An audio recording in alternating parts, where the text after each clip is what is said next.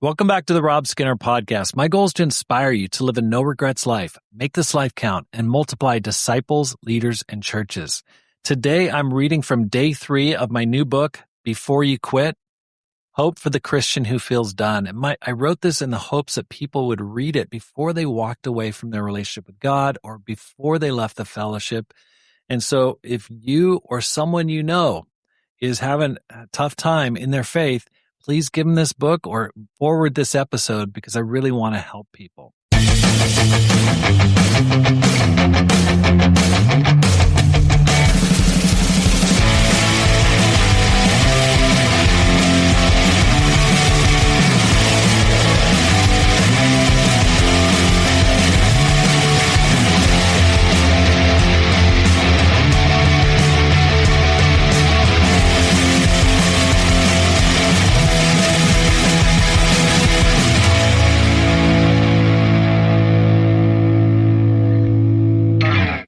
Today I'm reading from day 3, When Church Doesn't Feel Safe Anymore. I nearly walked away when I felt like they were demanding too much.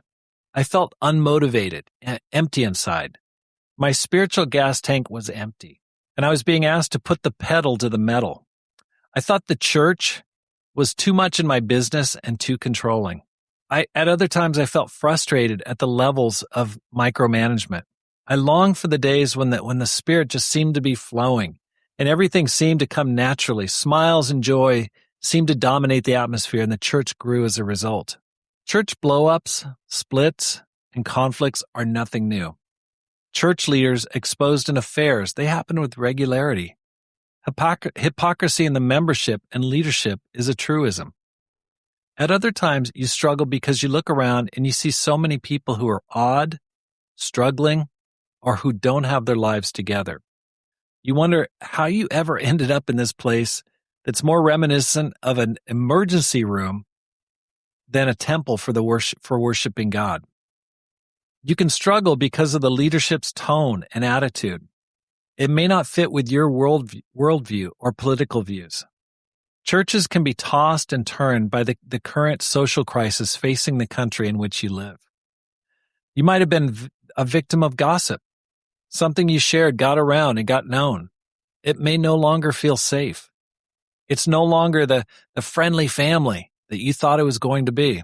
At other times, you're called in to settle fights between members and spend more time mediating and arbitrating than bringing salvation to lost souls. Sometimes I've looked around and thought, this is a very different church than the one I was baptized into. The list of church stuff is nearly endless. However, the trigger that often causes people to walk away is usually being offended by another member or by a leader.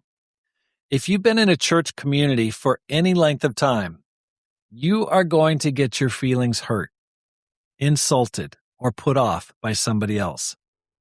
I had a brother in the church who spread the lie that he saw me in a hot tub with 2 girls in bikinis. People in the fellowship were asking me about it, like, hey, did that really happen? I finally sat down with that guy and an elder. The elder asked him to show the photo that he was talking about. He said he couldn't find it, but that another brother had seen it. The elder called that other brother that he mentioned, and that other brother said he'd never seen anything like it except for a picture of me in a hot tub baptizing somebody. The brother who slandered me was warned by the church leadership for being divisive and slanderous. But the damage was done. For the first time, I was struggling with feelings of hatred toward another Christian. If you're dealing with church hurt, you're not the first person to feel it. Paul wrote, the acts of the flesh are obvious: sexual immorality, impurity, and debauchery, idolatry and witchcraft, hatred, discord, jealousy, fits of rage, selfish ambition, dissensions, factions, and envy, drunkenness, orgies, and the like. I warn you, as I did before, that those who live like this will not inherit the kingdom of God. Galatians 5:19-21. This passage is often used to highlight carnal sins like sexual immorality or pornography, impurity. But Paul, we got to keep keep in mind the context. Paul here is talking to church members, and the majority of the sins that he highlights are diabolical or social sins like hatred, discord, jealousy, etc. These are sins committed in a church environment, and left unchecked, they'll disqualify a person from entering heaven. It'll also damage the faith of those who are victims of that sin. If you're one of them, hang on. You're not the only one. You can make it through this time. Join me for the next episode of Before You Quit. Hope for the Christian who feels done. I'll be covering day 4 next time. I hope this has helped you because my goal is to inspire you to live a no regrets life, make this life count, and multiply disciples, leaders, and churches. Have a great day and make this life count. P.S. Can I ask you a little favor?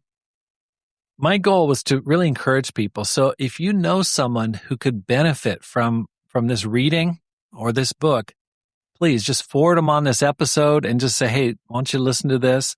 Because my goal, I want people to come back. I want people to not walk away.